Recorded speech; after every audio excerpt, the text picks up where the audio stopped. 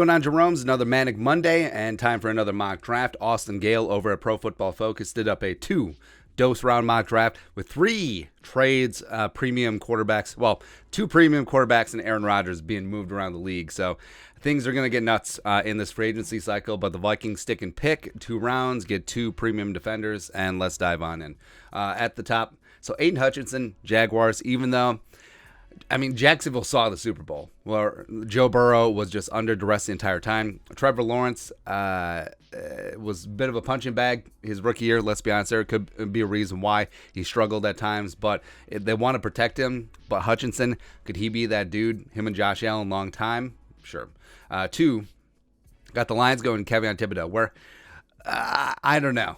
I don't know about Thibodeau. I do have a lot of questions about his bend. His last season at Oregon was not that great. You could see the Lions potentially go offensive line here. You could easily see them trade down. Maybe they go Kyle Hamilton here as well. But Lions make it 2 for 2 in terms of edge rushers. 3, the Texans, where they could go a lot of different directions here, but they decided to take the first tackle off the board, Ike Ekwonu, who at the combine, if there is going to be a combine, more on that at a later time. But Davis Mills could be the guy, and they want to give him the best opportunity. So putting together that offensive line, I do understand that. 4, so the Jets, they take the first DB, and it's a cornerback, and it's Derek Stingley Jr., where, yes, the last 2 years have been injury-riddled and not as productive as 2019, but they're betting on that potential. Rob Salah gets a great cornerback on the outside of his defense. 5, so the New York Giants, where they still could use some help on the offensive line. Andrew Thomas, the former number 4 overall pick from 2 years ago, really stepped up in his second season. So Evan Neal, who played a lot of right tackle at Alabama before switching over to the blind side this year, plop him in at right tackle, and you got your bookends for long term. There you go. 6. Panthers also looking for bookend tackles. Charles Cross, put him at left tackle. You got Taylor Moton on the other side. You're good to go. 7, so the Giants already have Evan Neal, and so they go in the other trench. George Kalafdis getting a brand new toy for Andre Patterson, our guy. Still sad, but yeah, Greek Freak getting after there. Were a bit surprising that Karlaftis is the third edge rusher off the board. You could bet on the upside of David Ojabo, but what can you do? 8, the Falcons aren't really in the market for a safety, but Kyle Hamilton is just too much value. I think that you can make a good case that he's the second best player in this draft outside of Aiden Hutchinson, but safety just is not that big of a priority in terms of positional value. But yeah, Hamilton is just that playmaker on the back end of that defense for Atlanta. Go ahead. 9, so the Packers on the clock. The Denver Broncos traded 2 firsts and a second and a third for Aaron Rodgers for 1 year out left on his deal, jumping George Payton, going all in, where I do think, even though his ex-fiance's family lived in Denver or something like that, doesn't matter. But Denver has a decent offensive line. They got some great weapons. Nathaniel Hackett, of course, is there. So I think that Denver would be an attractive place for him to land. And for the Packers, they get all this extra draft capital. They still have Jordan Love. Who knows if he's going to be the guy. But getting Drake London as a big-bodied receiver on the outside, even though I like Drake London, he's really a souped-up Allen Lazard, like a much better Allen Lazard, and they're probably going to lose Devontae Adams in free agency as well. Although, if they do offload Rodgers' contract, maybe they do franchise tag, or they're able to work out something with Devontae. Who knows? Number 10, so the Jets, their second pick. This is from the Jamal Adams trade, so taking Garrett Wilson, G-Dub. Man, that's gross, man. Garrett Wilson and Elijah Moore doing great things underneath. Corey Davis on the outside, round the outside for Zach Wilson. Go ahead. 11, the Seahawks. So they trade Russell Wilson, shipping him to Washington, and the Commanders send a 2 firsts and a second for Russ. It's crazy, man. I love these big-time blockbuster trades. They're a lot of fun. But Seattle's like, all right, we need to start over. Taking Sling and Sam Howell, first quarterback off the board. They had their choice. Yeah, first quarterback off the board.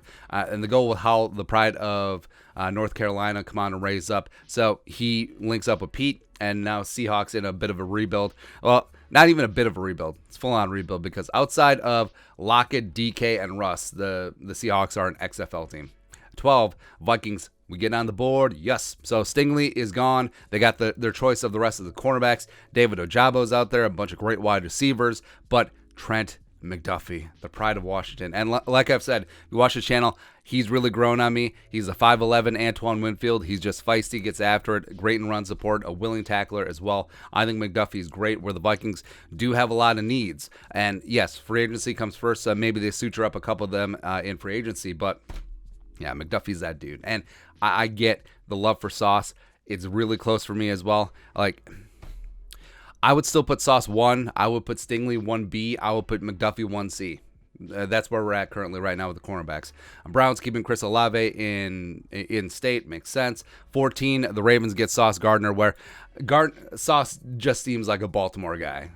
He does. Put him on the outside. They had a lot of issues in the secondary this year, and that really makes a position of need a little bit better for them. 15, so the start of the Eagles picks. So the Eagles have the ultimate luxury, because they can just take projects like David Ojabo, and he gets after it. Andrew Booth Jr. coming out of Clemson is fantastic. And then with a third first-round pick, they take Devin Lloyd. And that's just gross. I mean, they completely flip their defense with 3 young studs at 3 levels. That's just amazing, man. That's crazy. It's crazy. 17, Chargers taking Jameson Williams, where you would think that they should go offensive line here, but I sort of get it. Even though Williams is going to be up on blocks, probably going to have a redshirt year this year, having that speed with the rest of the Chargers' weapons for Justin Herbert, yes. 18, the Saints going with Malik Willis out of Liberty, where this is not the ideal spot for Malik Willis. I think what would be the perfect spot would be if he was able to sit for a year, maybe 2, and really get acclimated to the NFL game. But the Saints, I mean, sure, they have Taysom Hill, but you're going to roll Malik Willis out there sooner rather than later. We'll see. 19, yeah, Devin Lloyd. 20, so the third of the blockbuster trades. The Steelers send a first, and a third, so 2 firsts and a third, for Derek Carr, who's got 1 year left on his deal. That's immaculate reception. Franco Harris is rolling over his grave. He's like, aye. All right, so Derek Carr goes from the Raiders to Pittsburgh, and then the Raiders select Desmond Ridder, quarterback 3 off the board. Not even any Kenny Pickett. It's crazy, man. I like Desmond Ridder. I don't think he's a first-round pick. But the Raiders, and also with Ridder now, like, you're going to start him as a rookie. I don't know if that's going to be the best for him. But hell, I mean, it would be such a bad beat. Derek Carr, the Raiders finally get Devontae Adams, and then they trade his ass. That'd be hilarious, man. But the Steelers, they fix their short-term quarterback issues with Derek Carr, and then the Raiders have their long-term guy in Desmond Ridder. Go ahead. 21, Patriots, Trevon Walker, where it's so annoying, man, because the Patriots just always sit at the back end of the first round and just get great players fall into them. It's annoying. The Raiders, with their second pick, Treylon Burks, is just a dude, man. Where, they need some help on the outside at wide receiver. Treylon Burks is a freight train out there. He's A.J. Brown reincarnated, even though he's not gone. You know what I mean? 23, Cardinals. So they took a chance on Rodney Hudson, did not work out. Tyler Linderbaum comes in, the best center in the draft, first interior offensive lineman taken. 24, Cowboys, Kenyon Green, the second interior offensive lineman on the board. For his guard, they're probably going to lose Connor Williams in free agency, and they got to try and rebuild that offensive line. 25, the Bills, Jordan Davis, baby. Now, you could certainly make a case that they should go cornerback or wide receiver, because they're going to have to try and go toe for toe and blow for blow with Kansas City and the Bengals for long term, as well as like the Chargers and other great teams. But yeah, Jordan Davis bringing some meat into the center of that interior defensive line sandwich for the Bills. Sure. 26, should be quarterback. I mean, Kenny Pickett is just there chilling, man. But Jermaine Johnson, they need some freshening up on the outside. So Jermaine Johnson, who blew up the Senior Bowl, he finds a nice place here in Tennessee. 27, the Bucs, where this should be quarterback. But Devontae Wyatt, like they write up here, Jordan Davis got all the spotlight, but Devontae Wyatt made some big-time plays in the college football playoff. I think he's going to be a great asset for the Bucs. 28, so it's the Jordan Love era, but they get Nakobe Dean. Maybe they don't retain Devontae Campbell, but Nakobe Dean is a little bit undersized, but he's going to be fantastic in the middle of that defense. That'll be very annoying for Joe Barry and company. 29, Dolphins. Good go quarterback now. No. Bernard Raymond coming out of Central Michigan, one of the small school tackles that really helped himself at the Senior Bowl. This may even be late for him, but getting as much protection as possible for Tua, seeing what he can do in the Mike McDaniel system makes sense. 30, Carl Lam coming out of Florida. Yeah, they're probably going to lose a couple of cornerbacks in free agency, and same thing with the Bills. Like we said, maybe they should go cornerback, but the Chiefs gotta be able to stop people too. Yeah, so need to replenish that defensive back room. 31, yes, Trevor Penning coming out of Northern Iowa, the other small school kid coming on in. Yeah, Bengals need to draft O-line, and then spend in free agency. Get it. Matt Corral going to the Lions at 32. This is the pick that they got from the Rams. And he's the quarterback of the future behind Jared Goff. Maybe they hang on to it for a year, and then it's Corral time at the OK Corral. Second round, mainly I just want to see where the quarterbacks go. Jan Dotson goes to the Texans. That's a really smart pick. Zion Johnson, ZJ. Oh, that's annoying. And ending up with the Bears. All right. So they're probably going to lose James Daniels free agency to replace him with Zion. That's annoying. Falcons, man, that's a hell of a draft for the Falcons. So they get Kyle Hamilton, which is great value at 8. Eric Berry 2.0. And then the Falcons, Arthur Smith gets his quarterback of the future, Kenny Pickett, in 40. And he can sit behind Matt Ryan for a year or two. I mean, that's great. DeMarvin Leal goes to the Packers. Sucks. I hate everything.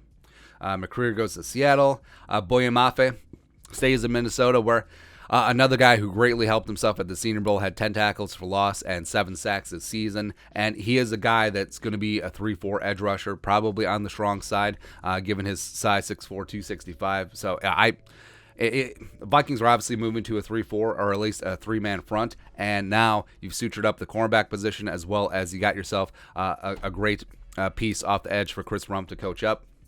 I like it. I love it, man. Some of these other picks. Oh, Travis Jones going to out of UConn, going to the Browns. I love that, man. Drake Jackson seems like a Raven. That happens, man. Carson Strong goes to the Colts, where he's probably going to have to start right away. That's going to be a little rough, man. Sky Moore.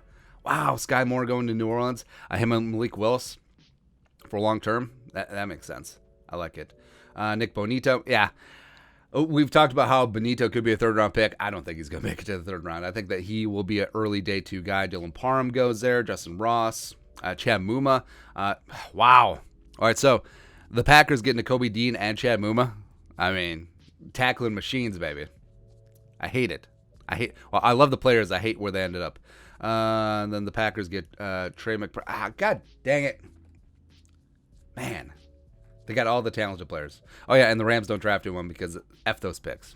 But, yeah, like the Vikings getting Boye Mafe in the second round and then getting Trent McDuffie in the first round. I mean, that's a great way for the Vikings to completely rebuild that defense. Now, will Kevin O'Connell be like, hey, how about some offensive weapons? Or are they relatively good to go? Because, I mean, there's a lot of talent on the Vikings offense. You definitely need to fix things on the interior offensive line, but there's many more holes on the defensive side. And in terms of BPA at the respective spots, I understand it.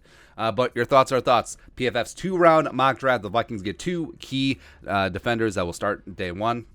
Let us know your thoughts on our thoughts and their thoughts in the comment section below. Subscribe for daily Vikings takes. Want to support the work? Put a little something in the Venmo. But until next time, Skol, production value.